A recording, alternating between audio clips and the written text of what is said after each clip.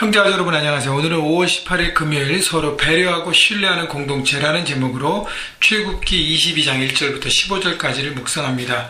자, 출애굽기 우리 계속 보고 있는데요. 하나님께서 모세를 통해서 10계명을 주시고 그 다음부터 디테일하게 공동체 안에서 어떻게 서로가 서로 간에 또 서로가 가지고 있는 소유와의 물질과의 관계를 어떻게 해야 될 것인가를 말씀하시는 계명을 계속적으로 주고 계십니다. 1절 사람이 소나 양을 도둑질하여 잡거나 팔면 그는 소 한 마리에 소 5마리로 갚고 양 한 마리에 양 4마리로 갚을지니라.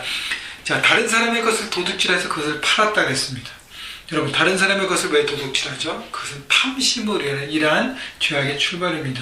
자기가 가진 것에 대한 만족과 자족이 없기 때문에 우리 지난주에 설교도 잠깐 언급했지만 탐심이라는 것이 그 죄악이 와서 그것을 갖고 싶어 하는 것이죠. 그래서 합법적으로 갖는 것, 그러니까 탐심 때문에 합법적으로 갖지 않습니다. 탐심을 가지면 그것이 합법적으로 얻어질 수 없는 것이기 때문에, 물론 이제 얻어질 수 있는 것이 있어서 열심히 해서 계속 그거 갖고 삶의 모티베이션이 그냥 갖고 소유에만 있으면 결국 그것을 통해서 만족함을 얻지 못하기 때문에 계속 그러다가 결국 허무한 인생으로 끝나는데, 또 이게 마음 가운데 내가 합법적으로 할 수 있는 시간들이 너무 길어지면 어떻게 해요?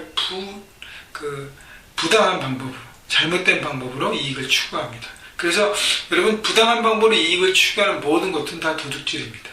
그래서 탐심을 채우기 위한 방법론으로 마귀는 우리에게 그것을 공격하는 것이죠. 우리를 미혹합니다. 부당한 방법으로 그것을 취할 수 있도록. 그래서 우리가 가장 먼저 해야 될 것은 내가 가진 것에 대한 만족과 자족과 감사가 있어야 돼요. 그래서 다른 사람이 가진 것에 대해서 부럽거나 참 좋겠다고 축복하는 마음이 돼야지, 야, 나는 왜 저게 없지라고 마음의 불평과 원망이 생기면 그것을 갖고 싶어하는 탐심으로 바뀌면서 그것을 부당하게 취하는 잘못된 방법을 선택하는 것입니다. 자, 그런데 도둑질에서 잡거나 팔은 것이 이제 발각되잖아요. 그러면 어떻게 합니까? 소 한 마리는 5마리, 5배로 갚고 양 한 마리는 4마리로 갚을지니라. 야, 소가 비싸잖아요. 그죠? 그러니까 더 큰 보상을 얘기하는 것은 큰 것은 더 크게 보상하라는 것. 다시 얘기하면 더 큰 책임을 지어야 된다는 것입니다. 작은 일을 범했을 때는 책임이 작지만 큰 것을 범하면 책임이 더 크다는 것이죠. 또 하나 우리가 생각해야 될 부분은, 자, 문제가 드러나서 이제 문제에 대한 해결을 해야 되는데, 문제보다도 이제 죄악인데, 우리가 마음을 먼저 돌이키고 내가 훔친 사람한테 가서 미안하다고 얘기해야 되잖아요. 내가 참 이렇게 해서 미안하게 됐습니다. 용서를 구합니다. 자, 회개는 미안하다, 잘못했다라고 하는 말로 끝나는 것이 아니라는 거예요. 어떻게 해요? 그것을 보상하고 배상하고 책임을 져야 한다는 것입니다. 그래서 잘못된 일에 대한 책임을 온전하게 지는 것, 그래서 보상하고 그것을 갚아주는 것까지 행동으로 되어질 때 우리는 잘못을 회개하고 온전한 용서를 구하게 되는 것입니다. 물론 늦게 깨닫고 회개해서 갚지 못할 대상이 없어질 수도 있잖아요. 그러면 그 대상을 어떻게 할지 고민하고 기도하면서 그걸 해결해야 되죠. 그래서 온전한 책임과 보상을 해야 된다는 것. 2절 3절 도둑이 뚫고 들어오는 것을 보고 그를 쳐 죽이면 피 흘린 죄가 없으나, 그러니까 저녁에 밤에, 보통 도둑이 밤에 되잖아요. 오는 것을 이렇게 정당방위라 그러죠. 그를 쳐 죽이면 피 흘린 죄가 없으나 해도는 후에는 피 흘린 죄가 있으리라. 밤에는 이렇게 해서 자기가 잘 안 보이고 그렇기 때문에 그렇게 공격해서 도둑을 상하게 할 수 있지만 낮에는 다 보이고 하기 때문에 그건 안 된다는 것이죠. 그러니까 도둑이 죄인이고 잘못했지만 최소한의 어떤 생명을 보호하고 지키는 것을 하나님 말씀하십니다. 자, 도둑은 반드시 배상할 것이나 배상할 것이 없으면 그 몸을 팔아 그 도둑질하는 것을 배상할 것이요. 자, 도둑은 반드시, 단어가 참 중요합니다. 반드시 배상할 것이나. 그러니까 내가 훔친 것, 내가 부당하게 뺏은 것에 대해서 반드시 돌려줘야 된다는 거예요. 이것은 어떤 해도 되고 안 돼도 되는 옵션이 아니라는 것이에요. 반드시 must 해야 된다는 것이고요. 할 능력이 없으면 어떻게 해? 내 몸을 팔아서라도 내가 해야 된다는 것이 보상. 그러니까 자기가 보상하고 책임을 다하는 것, 최선을 다하는 거예요. 자, 5절 보십시오. 사람이 밭에서나 포도원에서 짐승을 먹이다가 자기의 짐승을 놓아 남의 밭에 먹게 하면 자기 밭에 가장 좋은 곳과 자기 포도원에 가장 좋은 곳으로 배상할지니라. 자, 짐승과 다니고 짐승에게 먹여주다가 짐승이 놓쳐서 그 짐승들이 자기 짐승이 남의 밭에 가서 막 해치고 먹었다면 자기 것에 가장 좋은 곳으로 보상하라는 것이죠. 다시 말하면 책임을 다할 때, 보상을 할 때 최선을 하라는 거예요. 겨우 그냥 눈 가리고 아웅하지 말고 최선을 다해서 하는 마음, 그것이 바로 서로가 서로를 사랑하고 섬기는 하나님의 나라의 공동체의 모습이라는 것입니다.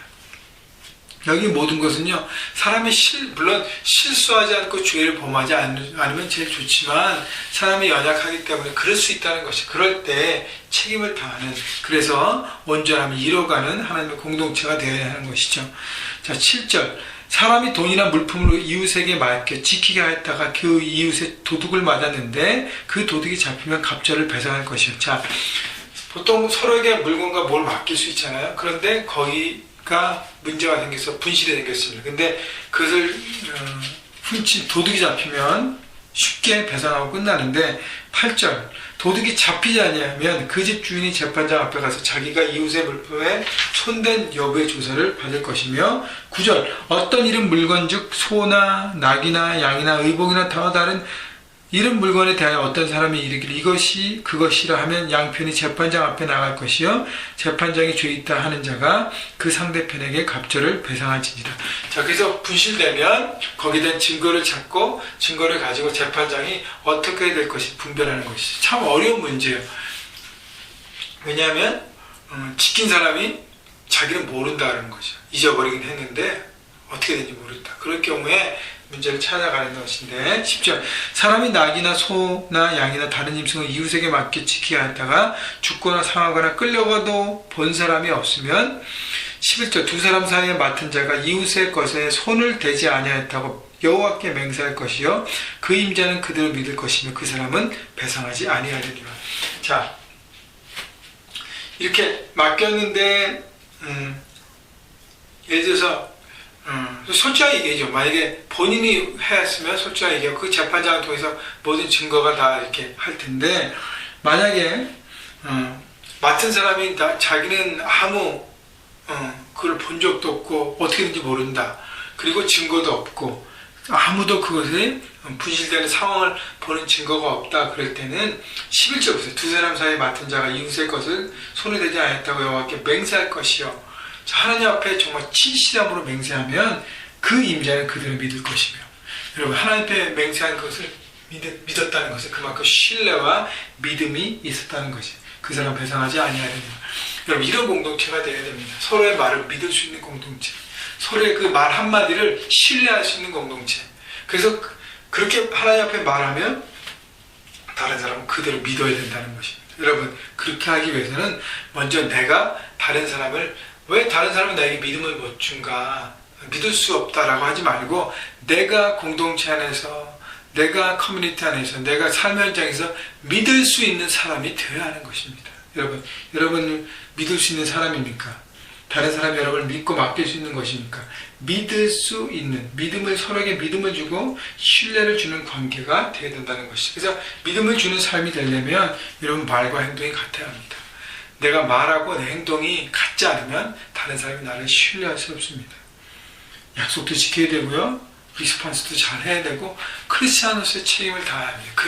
그렇게 될 때야만 서로에게 믿음을 주고 그 사람의 말과 행동을 믿을 수 있는 하나님의 사람 공동체가 되어가는 것이죠. 여러분 기도하는 건 우리 형제 가족들 한 사람 한 사람이 교회에서뿐 아니라 가정에서, 그리고 삶의 현장에서, 직장에서 여러분 믿을 수 있는 하나님의 사람이 되시기를 주님의 이름으로 축원합니다. 내가 어떻게 믿을 수 있을까?